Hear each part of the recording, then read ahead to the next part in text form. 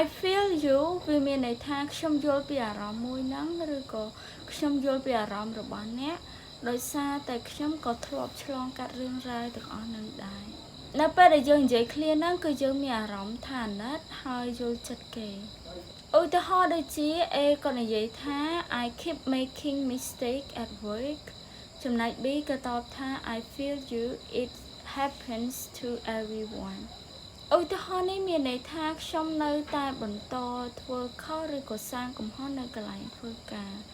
ចំណែក B ក៏តបថាខ្ញុំយល់ពីអ្នកឬក៏ខ្ញុំយល់អារម្មណ៍មួយហ្នឹង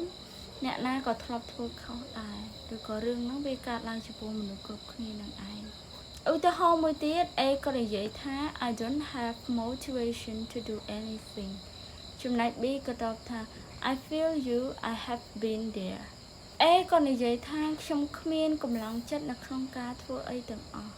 ចំណែក B ក៏តបថាខ្ញុំយល់ពីអ្នកឬខ្ញុំយល់អារម្មណ៍មួយហ្នឹងខ្ញុំក៏ធ្លាប់អញ្ចឹងដែរពីមុន